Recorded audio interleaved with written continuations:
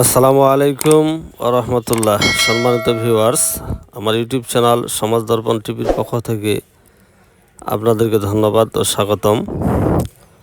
আমি সমসাময়িক বিভিন্ন ধরনের কন্টেন্ট নিয়ে কাজ করি। আজকে সমাজের গুরুত্বপূর্ণ একটি টপিকস মেয়ে সন্তান বোঝা নয়, এই শিরোনামে কিছু আলোচনা করার চেষ্টা করব ইনশাআল্লাহুল আজিজ। মেয়ে সন্তান বোঝা এটি আমাদের সমাজে প্রচলিত একটি ভুল। অনেকে মনে করেন ছেলের সন্তানই পরিবারের মূল ভরসা, আর মেয়ে সন্তান বোঝা বা বোঝার মতো কিছু। অথচ ইসলাম, মানবতা ও আধুনিক সমাজে এই ধারণা একেবারেই অগ্রহণযোগ্য। মেয়ে সন্তান আল্লাহর পক্ষ থেকে এক মহান নিয়ামত ও রহমত। ইসলামে মেয়ে সন্তানের মর্যাদা। পবিত্র কোরআন ও হাদিসে মেয়ে সন্তানকে অবহেলার বিরুদ্ধে কঠোরভাবে সতর্ক করা হয়েছে এবং তাদের লালন পালনের সওয়াবের কথা বলা হয়েছে। রাসূলুল্লাহ সাল্লাল্লাহু আলাইহি ওয়াসাল্লাম বলেন, যে ব্যক্তি দুটি মেয়েকে বড় করে ভালোভাবে লালন পালন করবে, কিয়ামতের দিন আমি এবং সে এভাবে একসঙ্গে থাকব জান্নাতের মধ্যে। সহিহ মুসলিম। অন্য এক হাদিসে তিনি বলেছেন, মেয়ে সন্তান লালন পালন করলে তা জাহান্নাম আগুন থেকে রক্ষার কারণ হবে। মেয়ে সন্তান কোনোভাবেই বোঝা নয়, কারণ মেয়েরা পরিবারের আলোকবর্তিকা। তারা মা, বোন, স্ত্রী ও কন্যারূপে পরিবারে ভালোবাসা, মমতা ও শান্তির বাতি জ্বালায়।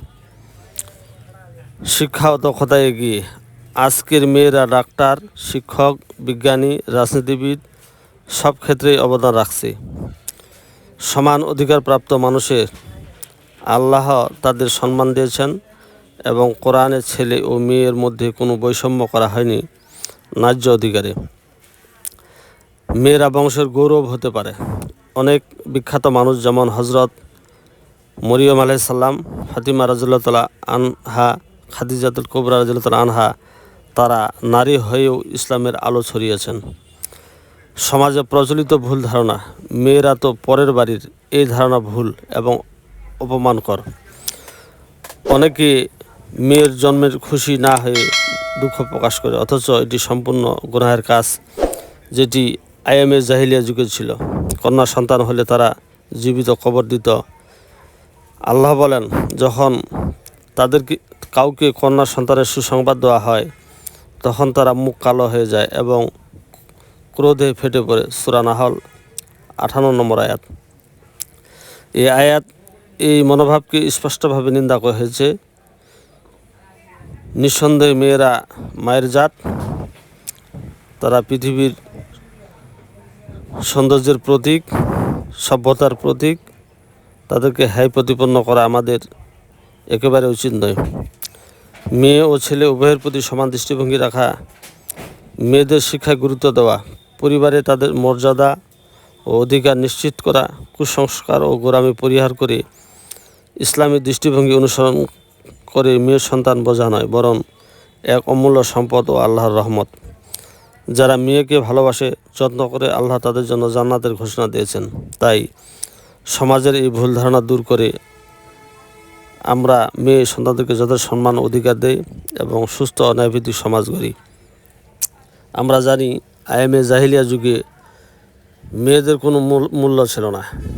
বিশেষ করে কোনো মেয়ে জন্মগ্রহণ করলে পিতামাতার মুখ কালো হয়ে যেত এবং তাদেরকে জীবিত কবর দেওয়ার জন্য তারা পাগল হয়ে যেত এবং অনেকে এর শিকার হয়।